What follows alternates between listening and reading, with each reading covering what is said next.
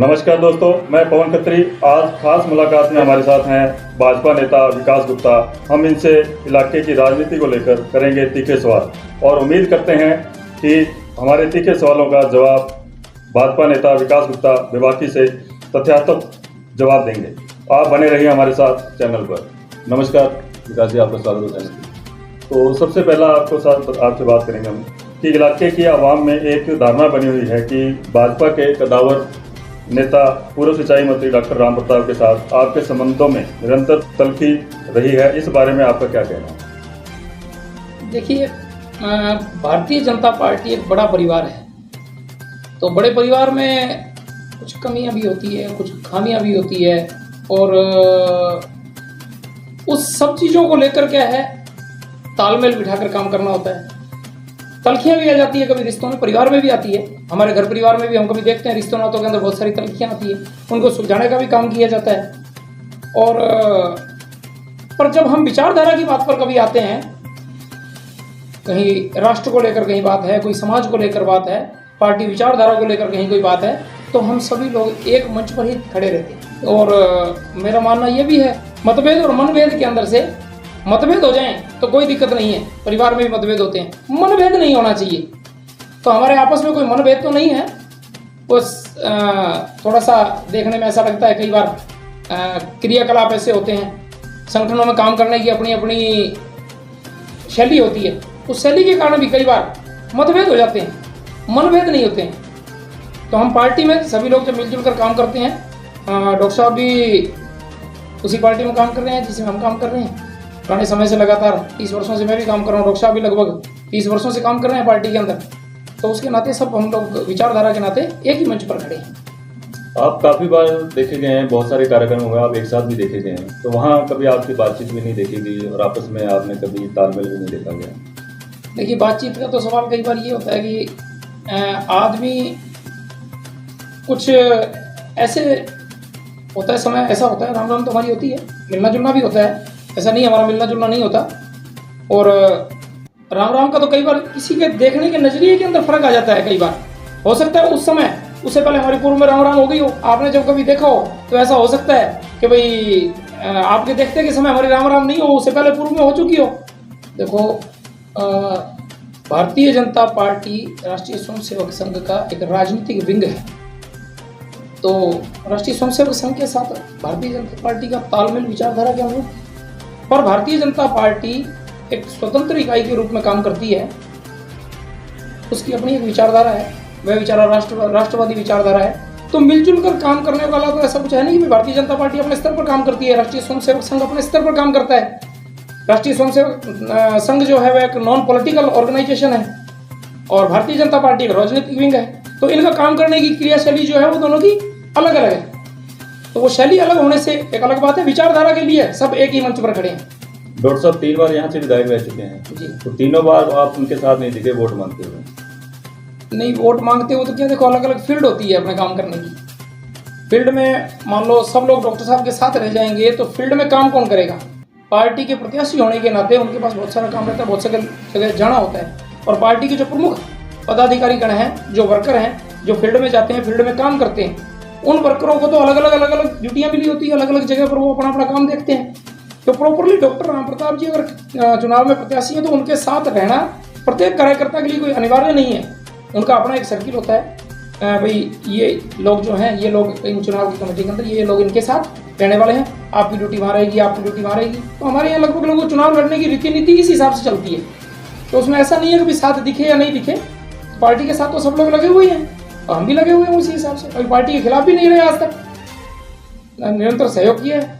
अगर दूसरी पार्टी आपको ऑफर करे, कांग्रेस हो गई, यहाँ आम आदमी पार्टी हो गई या और भी अन्य पार्टियां हैं, अगर आपको ऑफर करेगी आपको यहाँ विधायक की टिकट दी तो आप संघ छोड़ के उसमें जाएंगे? तो देखिए जी, हम तो विचारधारा से जुड़े हुए लोग हैं, बाल्यकाल से ही राष्ट्रीय स्वयंसेवक संघ में काम किया है। तो हम विचारधारा से जुड़े हुए लोग हैं, ना कि हम कोई विधायक बनने के लिए आए हैं या कोई चुनाव लड़ने के लिए आए हुए लोग नहीं हैं। हम विचारधारा के लिए काम करते हैं। हमारी विचारधारा को जिससे सपोर्ट मिले, हमारी विचारधारा जहाँ जाकर मजबूत हो, हम उसके लिए काम करने वाले लोग हैं। तो हमारे लिए चुनाव, विधानसभा ये कोई मायने नहीं रखता है।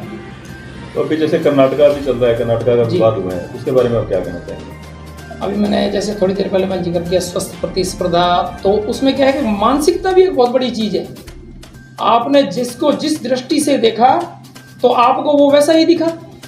कर्नाटक के लोगों को हो सकता है ऐसा दिखा हो, जो कांग्रेस के लोग हैं जिन्होंने बजरंग दल के ऊपर बैन लगाने की बात की है, तो उनकी मानसिकता वैसी होगी, उन्होंने उसको इस दृष्टि से देखा।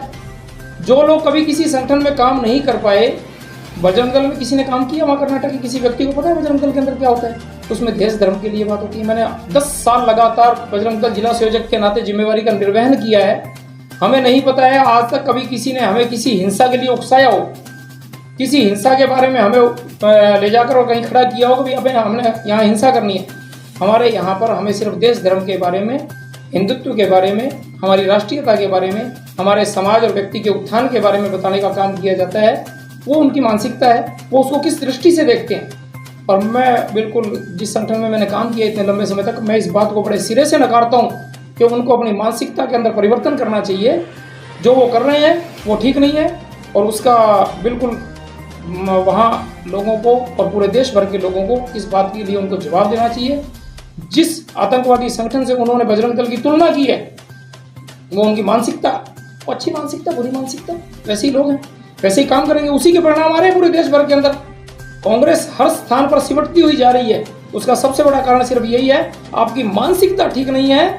और आने वाला इस देश का नवयुवक, इसकी देश की जो नई पीढ़ी है, वह इस बात को कभी स्वीकार नहीं करती। आपकी मानसिकता स्वस्थ होनी बहुत जरूरी है राजनीतिक क्षेत्र में। जी। तो जैसे कि पिछली बार आपकी टिकट लगभग फाइनल हो चुकी थी और एंड मौके पे डॉक्टर साहब को टिकट मिली। जी, देखो इसमें क्या हुआ, वो अपने प्रयास कर रहे थे, मैं अपना प्रयास कर रहा था, तो उस प्रयास में उनको सफलता मिल गई, मुझे सफलता नहीं मिली। या आपने होर्डिंग वगैरह भी लगाए थे, पूरी तैयारी की थी, सब जगह तैयारी की थी। मैं पूरे फील्ड में विधानसभा क्षेत्र के अंदर, हनुमानगढ़ के सभी वार्डों के अंदर टीम का गठन करना, सबसे मिलना जुलना, व्यक्तिगत रूप से मैं लगातार 2 साल पूरे फील्ड के अंदर रहा हूँ। अभी भी मैं लगातार 5 साल से इस फील्ड में काम भी कर रहा हूँ। सबसे मिलना जुलना व्यक्तिगत रूप से, और लोगों के सुख दुख में शरीक होना, तो ये सब काम मैं लगातार कर रहा हूँ। पर बोला सफलता मिले नहीं मिले, प्रयास तो करना ही चाहिए सबको। तो उस प्रयास में डॉक्टर साहब को पिछली बार सफलता मिल गई और मुझे सफलता नहीं मिली। तो शायद आप कहीं ना कहीं आपको लग रहा है आप पिछले हुए नजर आ रहे हैं कहीं ना कहीं। ऐसा कुछ भी नहीं है।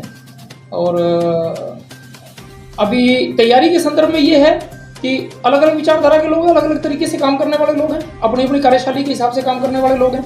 तो रहता क्या है, कई लोग तो पोस्टर होल्डिंग वगैरह लगाते हैं और उस आधार पर अपना प्रचार प्रसार करते हैं। और मेरा व्यक्तिगत मिलने में थोड़ा सा ज़्यादा रुचि रहती है। प्रत्येक गांव के अंदर व्यक्तिगत मिलना, व्यक्तिगत जुड़ाव करना, सिर्फ चुनाव लड़ना ही उद्देश्य नहीं है। लोगों के साथ आपका व्यक्तिगत जुड़ाव होना चाहिए, समाज के प्रत्येक व्यक्ति के साथ, हर जाति के साथ जुड़ाव होना चाहिए। मैं मेरी जाति के लोगों से नहीं मिलता हूँ सिर्फ। कुछ लोगों को वो अपनी अपनी जाति के लिए राजनीति करते हैं, मैं सिर्फ अपनी जाति के लिए राजनीति नहीं करता हूँ, पूरे समाज के लिए राजनीति करता हूँ, पूरी विधानसभा के लिए राजनीति करने का प्रयास करता हूँ। और व्यक्तिगत जुड़ने का मेरा ये रहता है संदर्भ कि प्रत्येक व्यक्ति, छोटे से छोटे व्यक्ति की बात जो है वो मुझ तक पहुँच जाए, वो समाज के किसी भी वर्ग का व्यक्ति क्यों ना हो। हम आए, सभा करके हम वहाँ से निकल गए, चले गए, वो 50-100 लोग जो सभा में वहाँ मौजूद हैं वो तो हमें जानते हैं, पर क्या उनसे मेरा व्यक्तिगत जुड़ाव हुआ क्या? जब व्यक्तिगत जुड़ाव ही नहीं हुआ तो व्यक्तिगत समस्याएं, सार्वजनिक समस्याएं, उनसे मैं टच ही नहीं कर पाया। और वो कर नहीं पाया तो जनप्रतिनिधि रहने का मुझे अधिकार ही नहीं है, और जनप्रतिनिधि के नाते मुझे किसी भी तरह का चुनाव लड़ने का मुझे कोई अधिकार ही नहीं है।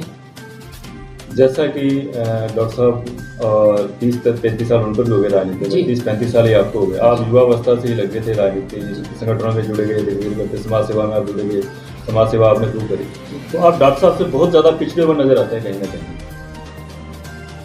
अभी कुछ समय पूर्व मैंने आपको पिछले जो आपकी हमारी मुलाकात हुई थी उस समय मैंने आपको ये निवेदन किया था कि पिछले समय में मेरा चुनाव कभी जीवन में लड़ने का कोई एजेंडा ही नहीं था। मेरे जीवन में चुनाव लड़ने का कभी कोई एजेंडा नहीं था। और ये एजेंडा मेरे साथ प्रमुख जो टीम है मेरी, जो काम करने वाली है, जो इतने समय से मेरे साथ काम करते हैं, अपने भारतीय जनता पार्टी के लोग हैं, जो भी लोग लगे हुए हैं कार्यकर्ता के नाते, दिन रात मेरी मदद भी करते हैं, मेरे साथ कंधे से कंधे मिलाकर खड़े भी रहते हैं। उन लोगों ने सबने ये बैठकर तय किया, देखो आदमी अपनी टीम से ही बड़ा होता है, और उसके पास टीम नहीं है तो वह कुछ भी नहीं है। और टीम के सब लोगों ने ये तय किया कि भाई अगर समाज में हम किसी गंदगी की सफाई के लिए आए हैं तो सफाई को करने के लिए उसमें उतरना नितांत जरूरी है। जब आप उसमें उतरेंगे नहीं तो आप सफाई कैसे करेंगे? फिर किसी को उलाहना देने का कोई मतलब नहीं है, अरे भैया भ्रष्टाचार चल रहा है या कोई बहुत सारे मुद्दे हैं, उन मुद्दों के ऊपर कोई काम नहीं हो रहा है 20-30-40 वर्षों से, तो फिर इस तरह के मुद्दे उठाने का कोई मतलब नहीं है। अगर आपका एजेंडा ठीक है तो आप चुनाव फाइट करिए। तो सब लोगों ने मिलकर तय किया, हमने चुनाव फाइट किया। तो मैंने सिर्फ एक बार ही इस अटेम्प्ट में शामिल हुआ हूँ। तो डॉक्टर साहब को 30 साल हो गए हैं, मुझे अभी 5 साल का समय हुआ है। वो संगठन में तो आपको भी 30-35 साल का अनुभव है और लगातार आप उसमें काम कर रहे हैं। बिल्कुल, संगठन में मैं लगातार नितांत काम कर रहा हूँ, बहुत समय से काम कर रहा हूँ। पदों पे रहे भी आप, अलग अलग पदों पे भी रहे, अलग पदों पे काम भी किया आपने। जी हाँ, तो संगठन में काम किया। तो संगठन के लिए देखो हमारा आज संगठन के अंदर अगर कोई बात करते हैं तो संगठन के अंदर हमें पूर्ण जानकारी है, तो पूर्ण तो कोई कभी होता ही नहीं है, पर फिर भी संगठन के बारे में हम काफ़ी हद तक जानते हैं। और संगठन को करने के लिए, संगठन को व्यवस्थित करने के लिए, संगठनात्मक ढांचा जमाने के लिए, जैसे अभी मेरे पंजाब चुनावों में ड्यूटी लगी, मेरे को संगरूर जिले का जिला प्रभारी बनाया गया। तो मैंने वहाँ पर जो काम किया, तो वहाँ हमारे जितने भी बूथ थे उन बूथों के ऊपर विपरीत परिस्थितियाँ होते हुए भी हमने वहाँ पर कंप्लीट बूथ रचना की। तो ये संगठन का ही एक नमूना है कि इतने समय से हम संगठन में काम कर रहे हैं, तो उस नाते हम काम कर सके। श्री डूंगरगढ़ विधानसभा के अंदर मैं विस्तारक के नाते काम किया, तो वहाँ करीबन मैं रोजाना सुबह से लेकर शाम तक 8 बूथ पर जाया करता था और वहाँ बूथ की रचना किया करता था। ये भी एक संगठनात्मक ढांचा ही है। तो संगठन के नाते काम कर रहे हैं जितने समय से, तो संगठन के लिए उसमें कुछ ना कुछ हमने सीखा है, सीखने को मिला है। उसमें कुछ ये मान लेते हैं कि 100 में से कोई 60-70 अंक उसमें भी हमने प्राप्त किए। पर अभी जो ये चुनाव का मुद्दा, चुनाव का जो लड़ने का जो तौर तरीका, वो अभी मेरा नया है। आप 5 साल ही मानिए। तो नमस्कार, जैसा कि मेरे साथ अभी खास मुलाकात में भाजपा नेता विकास गुप्ता जी बैठे थे और इनसे सवाल पूछे गए थे और इन्होंने बिल्कुल बेबाक होकर जवाब दिए। तो ये पार्ट 2 था इस वीडियो का, और पार्ट 3 में भी आगे इनसे मिलेंगे और इसी तरह के हनुमानगढ़ की राजनीति पर बात करेंगे। और जो इनके संगठन के ऊपर भी आरोप वगैरह लगते रहते हैं और बीजेपी भी आरोप करते हैं, उनके बारे में भी आगे बात करेंगे। तो आप देख रहे थे हमारे साथ पवन के साथ। जय हिंद, जय भारत।